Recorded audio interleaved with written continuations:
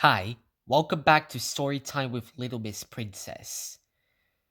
So, for today's story, I am going to be reading Little Miss Princess and the Pea. Yeah, this is another one that is my favorite. Since last time I just slept and there's a pea underneath the mattress. So, yeah. So, without any further ado, let's begin this story. Little Miss Princess and the Pea, written by Roger Hargreaves.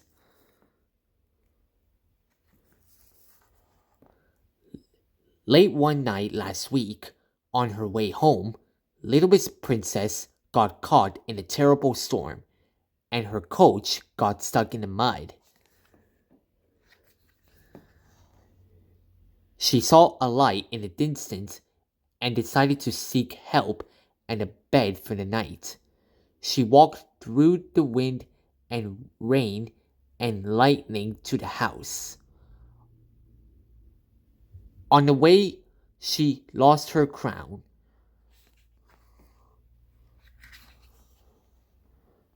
Little Miss Princess arrived at the huge house, exhausted and looking very wet and bedraggled. In fact, not looking like a princess at all.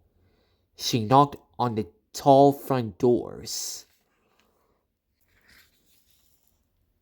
It was Mr. Uppite's house. Mr. Uppity is the richest man in the world. He is also one of the rudest men in the world. "What do you want?" he demanded rudely when he opened the door. Little Miss Princess explained what had happened and asked for a bed for the night. "You're not coming in here," he bellowed. "You ruined my expensive rugs." "Please, can you help me?" begged Little Miss Princess. "I'm so cold and tired and I just need a bed for the night." "Go round to the back and I'll see what I can do," he said crossly, with which he slammed the door in her face. What a rude man.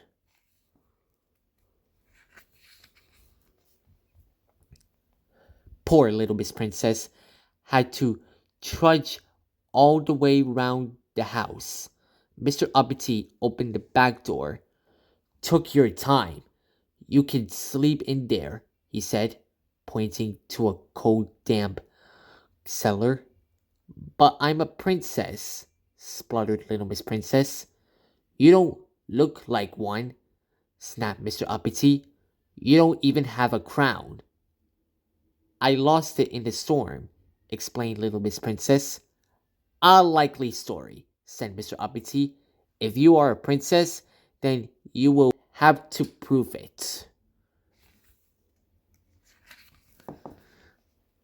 Mr. Uppity led Little Miss Princess into his enormous dining room. The dining table was vast and seated round it were some guests. Mr. Uppity explained the situation to his guests and asked for their suggestions. "Princes are really good at dancing. Let's dance," suggested Mr. Bump. And of course, Mr. Bump trod on her toes and sent her flying across the floor. "Hopeless!" cried Mr. Uppity. "Can't dance, so she can't possibly be a princess."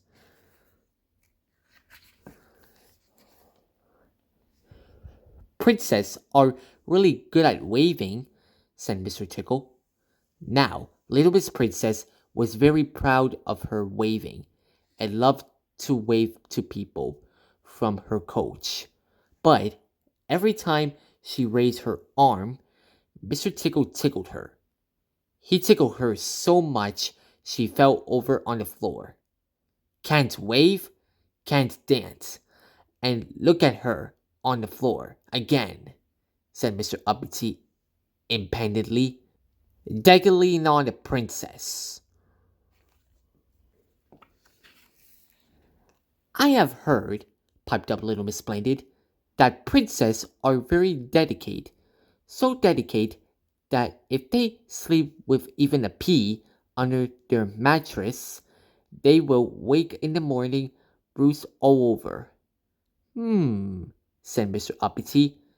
That's an interesting idea.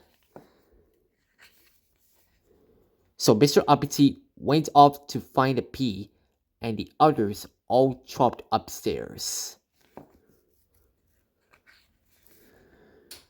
Mr. Bean lifted the mattress, and Mr. Uppity placed the pea underneath. Mr. Bean looked at the bed. Not much of a test, he said. Quite right, Mr. Bean. More mattress, he ordered.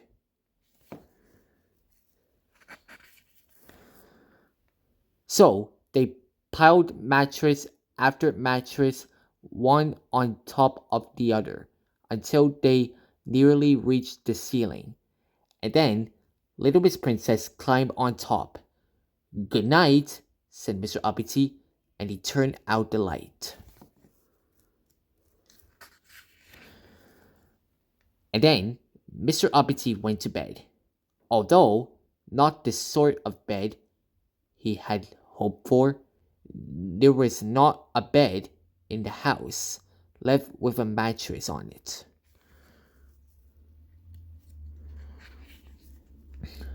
Mr. Uppity was up very early the next day, partly to see how the test had worked, but also because he had had a dreadful night's sleep. How did you sleep, Mr. Uppity? Asked little Miss Princess. I had a wonderful night's sleep, she replied.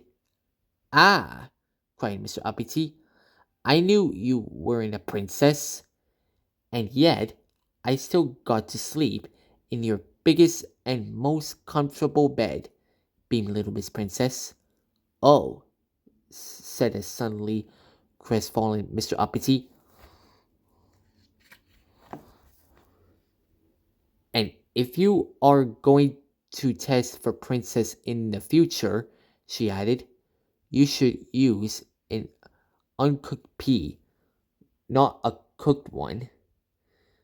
With which she lifted the mattress and revealed a squashed pea. Mr. Uppity went very red in the face and did not know what to say. He was so embarrassed, and little Miss Princess went home.